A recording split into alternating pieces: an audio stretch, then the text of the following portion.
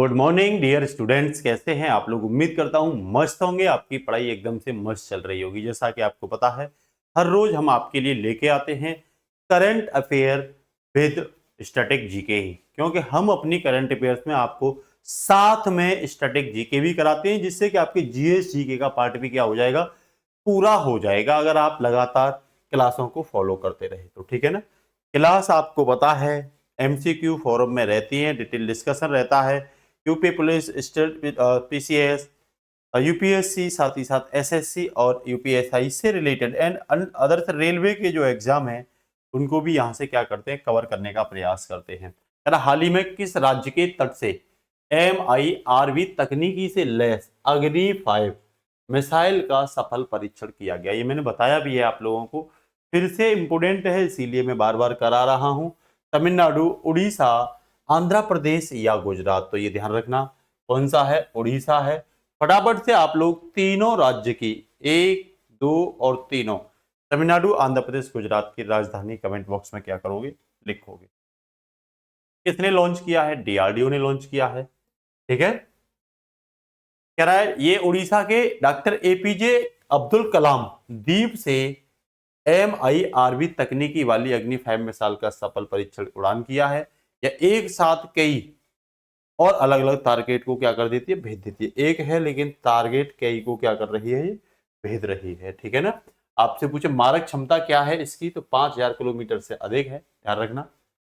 MIRV की full form पूछे तो multiple independently targetable re entry vehicle. Global rank की अगर मैं बात करूं, भारत विश्व का 6वां देश बन गया जिसके पास क्या है, ये अग्नि 5 जैसी क्या है, टेक्नोलॉजी है। MIRV जैसी क्या है, तकनीकी है। ठीक है। इसके साथ ही नेक्स्ट कह रहा है भारत के यूपीआई प्लेटफॉर्म को अपनाने वाला विश्व का पहला कैरेबियाई देश कौन सा बन गया है? जमैका, क्यूबा, त्रिनाड टोबैगो और हेती। ये मैंने आपको कल भी कराया था। त्रिनाड टोबैगो और इसकी राजधानी फटाफट से आप लिखोगे। ये देख रहे होंगे आप, पहला कैरेबियाई देश बन गया है जो हमारी क्या, यूपीआई को फॉलो कर रहा है। विश्व का पहला देश पूछे तो नेपाल बना था जो भारत की यूपीआई को फॉलो किया था। ठीक है ना। ऑल ओवर में पूछे, पहला यूरोपियन देश पूछे तो फ्रांस ने हमारी यूपीआई को फॉलो किया था। और पहला अफ्रीकन देश आपसे पूछे तो नामीबिया। ऑल ओवर कवर कर लो, ये मैं पूरा कवर कराने का प्रयास कर रहा हूं आपसे। त्रिनाड टोबैगो की राजधानी पूछे तो पोर्ट ऑफ स्पेन है। यार डिजिटल भुगतान को बढ़ावा देने के लिए भारत के यूपीआई सिस्टम को क्या किया है, फॉलो किया है। ठीक है ना। इसी के साथ नेक्स्ट है, मुकदमों के बेहतर प्रबंधन के लिए किस संस्था द्वारा वन केस वन डाटा पहल को, और इसका नाम है सुसहाय AI चैटबॉट लॉन्च किया है? नीति आयोग ने, सर्वोच्च न्यायालय ने, चुनाव आयोग ने या संसद ने? तो इसका आंसर हो जाएगा सुप्रीम कोर्ट। आपसे पूछे सुप्रीम कोर्ट किस आर्टिकल में है, 124 आर्टिकल में है। नीति आयोग की स्थापना पूछे तो कह देना 1 जनवरी 2015 को। ये सहकारी संघवाद का बेहतरीन एग्जाम्पल है, ध्यान रखना। और ये 3 वर्ष के लिए योजना क्या करता है, तैयार करता है। और ये योजना आयोग की जगह बनाया गया था जो 5 वर्ष के लिए योजना बनाता था। वहीं चुनाव आयोग से पूछे, इलेक्शन कमीशन ऑफ इंडिया किस आर्टिकल में है? सीधा सीधा आर्टिकल 324 बता दोगे। ठीक है ना। संसद की बात करें तो आपसे पूछे संसद किस आर्टिकल में, ये आप लोग कमेंट में बताओगे। संसद किस आर्टिकल में है और संसद के कौन कौन से घटक है, मतलब संसद किन किन से मिलकर बना होता है। ठीक है ना। ये आप लोग बताओगे। ठीक है ना। नेक्स्ट क्वेश्चन है, ये आपको पता ही चल गया। ठीक है ना। सुसहाय है, ये आर्टिफिशियल इंटेलिजेंस चैटबॉट है। इसे किसने निर्मित किया? तो NIC द्वारा इसे बनाया गया था, नेशनल इंफॉर्मेटिक्स सेंटर ने। कह रहा सुप्रीम कोर्ट के साथ मिलकर आम लोगों की सुविधा के लिए इसे क्या किया गया था, बना। आप सबको पता है टॉप पर सर्वोच्च न्यायालय होता है जो भारत सरकार का न्यायालय, भारत का न्यायालय है। राज्यों का न्यायालय हाई कोर्ट होता है और उनके नीचे निचली अदालतें जो जिला कोर्ट इन्हें कहा जाता है। ठीक है ना। एशियाई भारोत्तोलन चैंपियनशिप 2026 का आयोजन भारत के किस शहर में किया जा रहा है? नई दिल्ली में, पुणे में, गांधीनगर या भुवनेश्वर में? तो आप लोग याद रखना गांधीनगर में है। और गांधीनगर किसकी राजधानी है? तो सीधा सीधा बोल देना गुजरात की। आप लोग बताओगे गुजरात में धौलेरा जो जगह है वो क्यों चर्चा में रही है? अभी धौलेरा है ना, वो चर्चा में रहा है। आप लोग बताओगे क्यों चर्चा में रहा है? भुवनेश्वर पूछे कहाँ है, तो उड़ीसा में है। कहाँ है भैया? उड़ीसा में है। भुवनेश्वर, कटक वगैरह ये सब कहाँ है? उड़ीसा में है। पुरी का मंदिर यहीं पे है, उड़ीसा का पुरी मंदिर, ठीक है ना, कोणार्क मंदिर जिसे कहते हैं वो यही है, ध्यान रखना। और उड़ीसा में ही भितरकनिका, अचानक मार्ग, ये नेशनल पार्क भी उड़ीसा में ही है। आगे चलें तो कह रहा है 11 से 17 2026 तक गांधीनगर गुजरात में ये हो रहा है। भारत की ज्ञानेश्वरी यादव ने 53 किलोग्राम वर्ग में 194 किलोग्राम वजन उठाकर सिल्वर और ब्रॉन्ज दोनों ही जीत लिए, ध्यान रखना, ठीक है ना। कह रहा भारत 44 वर्षों के बाद इस प्रतिष्ठित एशियाई चैंपियनशिप की मेजबानी कर रहा है, 44 वर्षों बाद। इससे पहले भारत ने 1982 में की थी। कह रहा भारत, चीन और श्रीलंका के सर्वाधिक एथलीट इसमें क्या कर रहे हैं, भाग ले रहे हैं। तो भारत ने 44 वर्ष बाद इस खेल की क्या की है, मेजबानी की है, ठीक है ना। कह रहा हाल ही में कौन सा देश international big cat alliance IBCA के 26वें सदस्य के रूप में शामिल होने के लिए तैयार है? मिस्र है, संयुक्त अरब अमीरात है, ईरान है या सऊदी अरब है? ध्यान रखना, तो ये आप इस डंडे से ही पहचान सकते हो ये कौन सा देश हो सकता है, तो सऊदी अरब है, ठीक है ना। कह रहा सऊदी अरब 7 बड़ी बिल्लियों को बचाने के लिए भारत द्वारा शुरू किए गए IBCA का 26वां देश बनेगा।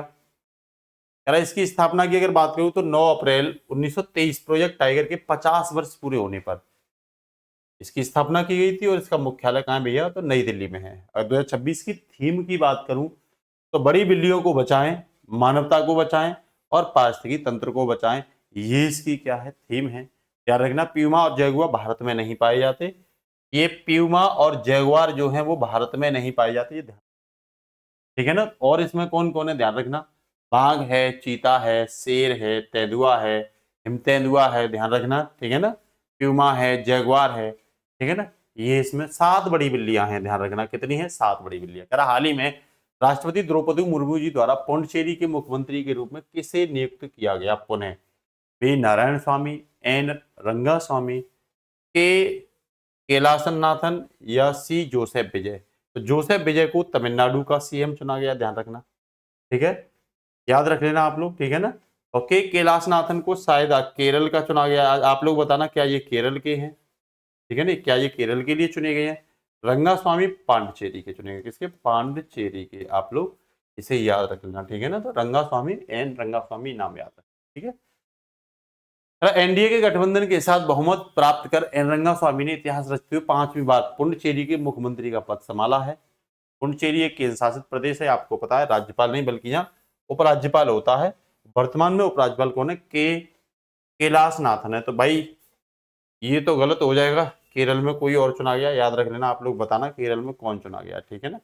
विधानसभा सीटें कितनी है, 30 विधानसभा सीटें हैं पुडुचेरी में, आप लोग याद रखना, ठीक है ना। यहाँ मुख्यमंत्री और उपराज्यपाल है। कह रहा प्रतिवर्ष अंतरराष्ट्रीय नर्स दिवस किस दिन मनाया जाता है? 11 मई और 10 मई, 12 मई और 13 मई। तो सीधा इसका आंसर 12 मई कर देना। कह रहा यह आधुनिक नर्स की संस्थापक फ्लोरेंस नाइटिंगेल की जयंती जो 12 मई 1820 के उपलक्ष्य में क्या किया जाता है, मनाया जाता है। इसकी थीम है हमारी नर्सें हमारा भविष्य, सशक्त नर्सें जीवन बचाती हैं, ठीक है ना।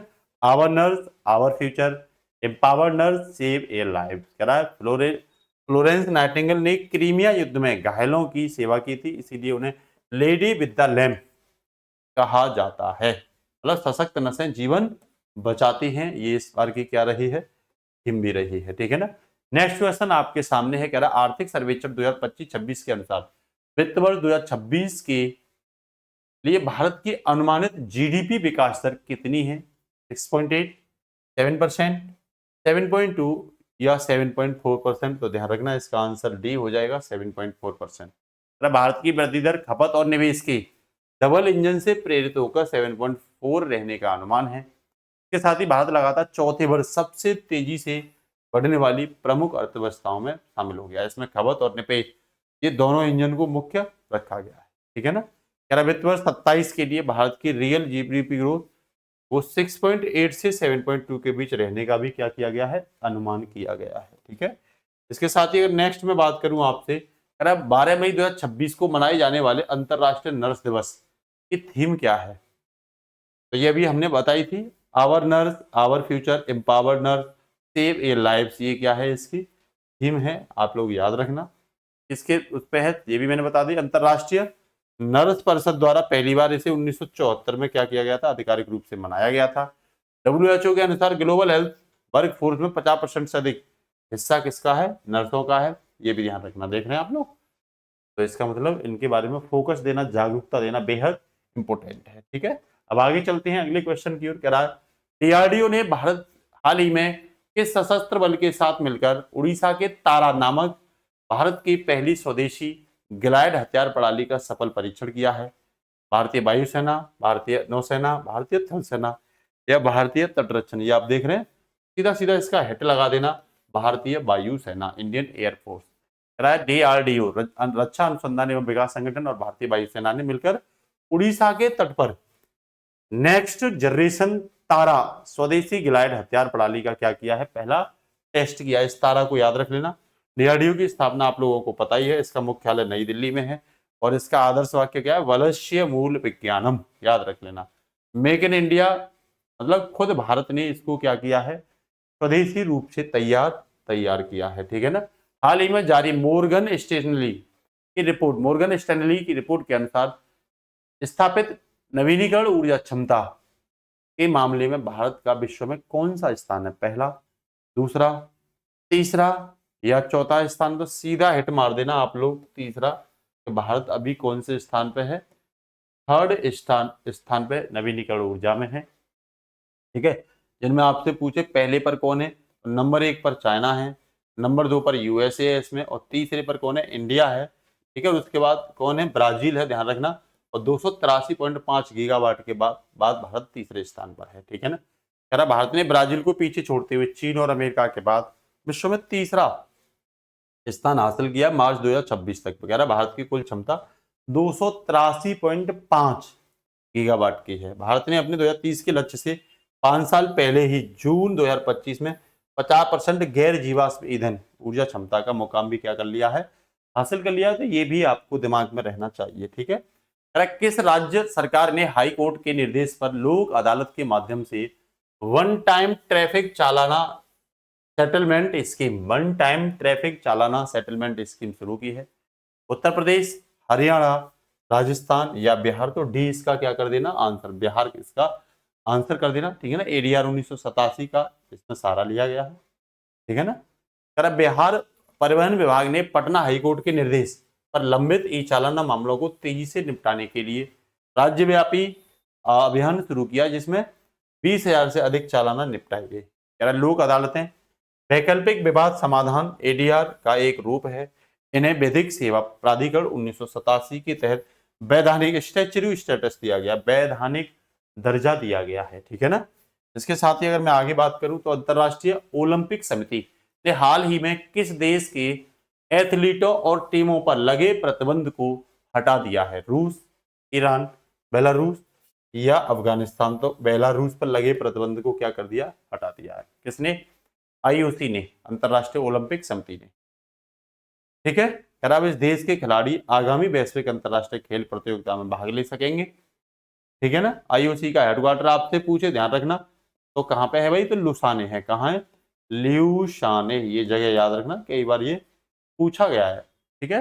अंतरराष्ट्रीय इसकी स्थापना कब हुई? 23 जून 1894 को हुई थी। इसका मुख्यालय लुसाने कहां पड़ता है? स्विट्जरलैंड में पड़ता है। ठीक है ना। ये भी आप याद रख लेना। राज्य सांख्यिकी एवं कार्यक्रम कार्यान्वयन मंत्रालय ने GSVA gross state value added संकलन के लिए हाल ही में किस वित्तीय वर्ष को नया आधार वर्ष बेस ईयर बनाया है? किसके लिए? ध्यान रख लेना, GSVA के लिए, ग्रॉस स्टेटस वैल्यू एडेड के लिए बनाया है। 11-12, 20-21, 21-22 या 22-23? तो आप लोग ध्यान रखना, यहां आंसर जो होगा आपका डी हो जाएगा। 22-23 को आधार वर्ष बनाया है। भारत सरकार ने राज्यों के आर्थिक विकास और उत्पादन के अधिक सटीक आकलन के लिए GSV का नया आधार वर्ष 22-23 कर दिया है। ठीक है ना। इसमें क्या शामिल होगा? मुद्रास्फीति देखा जाएगा, इसमें वास्तविक वृद्धि दर देखा जाएगा, बेस ईयर क्या करके? 22-23 करके। आधार वर्ष वह वर्ष होता है जिसके आधार पर किसी देश की मुद्रास्फीति और आर्थिक विकास की वास्तविक वृद्धि मापी जाती है। क्या? मुद्रास्फीति और आर्थिक विकास है ना, इकोनॉमिक ग्रोथ एंड इन्फ्लेशन को क्या किया जाता है? मापा जाता है, उसे आधार वर्ष कहते हैं। हाल ही में 11 मई 2026 को मनाए गए राष्ट्रीय प्रौद्योगिकी दिवस, कौन सा? राष्ट्रीय प्रौद्योगिकी दिवस है ना, नेशनल टेक्नोलॉजी दिवस की थीम क्या रही? टेक फॉर आत्मनिर्भर Bharat, responsible innovation for inclusive growth, science for the people, digital India future ready. तो इसमें आंसर बी हो जाएगा, responsible innovation for inclusive growth. कब? 11 मई 2026 को ये मनाया जाता है प्रौद्योगिकी दिवस, ठीक है ना। कह रहे थीम आत्मनिर्भर भारत की दिशा में एक नैतिक और समावेशी, दोनों नैतिकता भी फोकस रखा गया है और समावेशी तकनीकी के प्रगति को उजागर करेगी। कह रहा है यह दिन 11 मई 1998 को राजस्थान में हुए पोखरण में ऑपरेशन शक्ति परमाणु परीक्षण की सफलतापूर्वक की याद में मनाया गया था। इसका श्रेय डॉक्टर एपीजे अब्दुल कलाम जी को क्या होता है जाता है, और ये भारत के राष्ट्रपति भी बने थे। 1998 में ये ऑपरेशन इशू किया था, पोखरण में किया था, ध्यान रखना।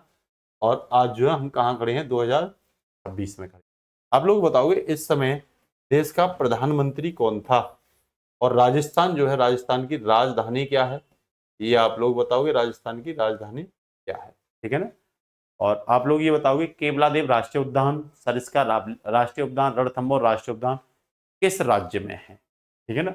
और राजस्थान की एक फेमस झील है, उस झील का नाम भी आप क्या करोगे, उस झील का नाम भी आप बताओगे। दूसरा क्वेश्चन आपके लिए, ये मैं बार बार बता रहा हूं, कई बार मैंने आपको बताया है, सार्क के देश आपको कमेंट में लिखने हैं। सार्क के देश कौन से हैं, उसका हेडक्वार्टर कौन सा है, ठीक है ना, और कितने देश हैं, है ना, नंबर भी बताओगे देशों का, ये आपको कमेंट में लिखना है। सार्क का, ब्रिक्स का, ध्यान रखना ब्रिक्स के लिखने हैं आपको, और साथ ही साथ आपको आसियान कंट्री के लिखने हैं, आसियान देशों के हेडक्वार्टर, और कितने कौन कौन से देश हैं, और अंतिम देश कौन सा शामिल हुआ। एक आपको और बढ़ा रहा हूं मैं, नाटो, नाटो में कितने देश हैं ये बताओगे आप लोग, और साथ ही साथ इसका हेडक्वार्टर बताओगे, और अभी अंत में कौन सा देश नाटो में ऐड किया है ये भी आप लोग बताओगे, ठीक है ना। तो आज के लिए इतना ही। क्लास कैसी लगती है जरूर कमेंट में बताया करिए, शेयर सब्सक्राइब करना मत भूला करिए। क्लास अच्छी लगी तो लाइक जरूर किया करिए। नमस्कार, जय हिंद बच्चों।